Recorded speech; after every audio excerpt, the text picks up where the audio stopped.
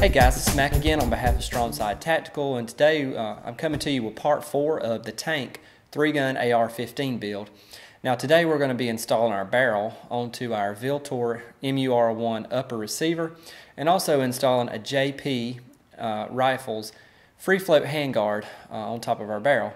Now these are all top quality pieces, and that's what we're going for here with our 3-gun rifle. We want ultimate reliability and top quality. So let's take a look here at the parts that we're going to be using today. We're going to be building on our VLTOR MUR-1 upper receiver, which is absolutely bomb-proof, really high quality piece. The centerpiece of this build, however, is our barrel here. Now this is an 18-inch stainless steel SPR profile match barrel. It has a 223 Wylde chamber, which is really in vogue these days. It'll shoot any type of 5.56 or 223 ammunition reliably. Has a rifle gas, which I think is going to be very important for low recoil and follow-up shots. And here we have our JP 15.5-inch free float rail.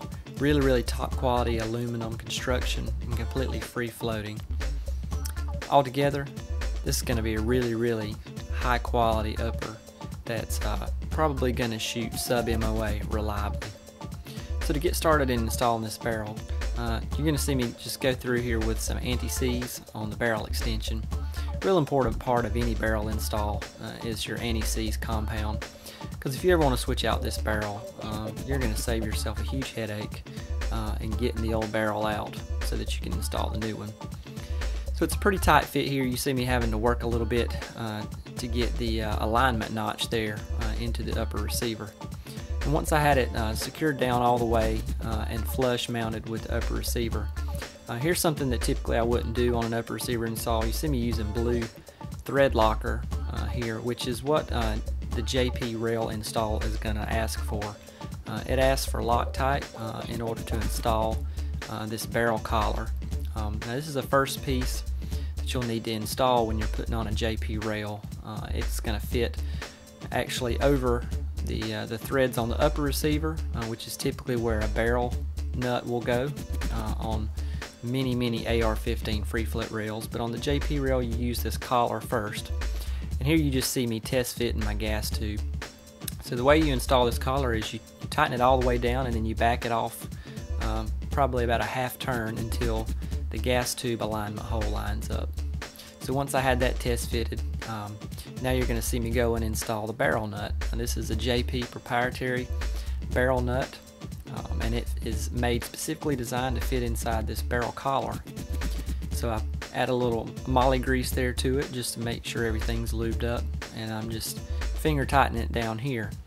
And this barrel nut uses the same typical AR-15 barrel nut wrench that any AR-15 barrel nut would use.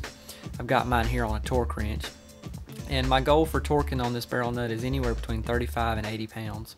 So I started out with a reading of 35 pounds, and I did I think 2 or 3 torque downs here. And the proper way to do this is to torque it down, then loosen it up, then torque it down again and loosen. I did this 2 or 3 times, and eventually I think I ended up settling on a torque value of around 45, which is what got my barrel nut lined up properly with my gas tube holes. So 45 is acceptable. You're not going to have any trouble with that. Like I said, anything between 35 and 80. And here's a little pro tip for you. You see me keeping my gas tube alignment hole there aligned with a drill bit, short enough to stay, inside the upper receiver so that I can torque the barrel nut down. And as you can see here, I'm verifying that everything's lined up properly. You only want to do this once, especially since you're using Loctite. And I got it right. So measure twice, cut once, as they say. Now here you can see these M4 feed ramps inside this upper receiver and barrel extension, and these things are really beautiful. I mean, they match up perfectly, and it's really top quality piece. This barrel's amazing. I can't wait to shoot it. So my gas block that I'm using here is a low profile model made by VLTOR. It's a clamp-on style. You see there's going to be 2 Allen wrenches on the bottom that are going to clamp this down. I'm going to use some Loctite on those to make sure that it doesn't move. And I'm just doing some test fitting here. I'm going to go back with my rifle length gas tube and just get everything semi-lined up before I actually go into the final positioning and install. So I must have probably measured and realigned this thing 3 or 4 times. I even used a level at one point to make sure that my gas block was as close to centered as possible. You know, it doesn't have to be absolutely perfect, but you want to be as close to straight as you can get it. So now I'm just installing my gas tube roll pin, and this is fairly straightforward. Now you can buy special bench tools that allow you to line everything up here and keep your barrel and gas block completely still, but I have a little piece of wood trim under this towel that I use pretty much anytime I'm working on a gas block, and it works great. It's just an extra piece of wood that I had lying around the house. So I got my roll pin installed properly here, and now I'm just about to go back and lock down the 2 clamp bolts here on the bottom of the gas block, and then this barrel is going to be pretty much completely installed. And this was a really easy barrel install, one of the easiest I've done, and everything just went smoothly. And it really makes a difference when you're using top quality parts. I can't stress that enough. You know, from the barrel to the upper receiver to this gas block, gas tube, I mean, and especially the free float rail. The JP rail is just amazing. I really can't express that enough. It's a super top-notch quality piece, and here you can see how tight everything locks up.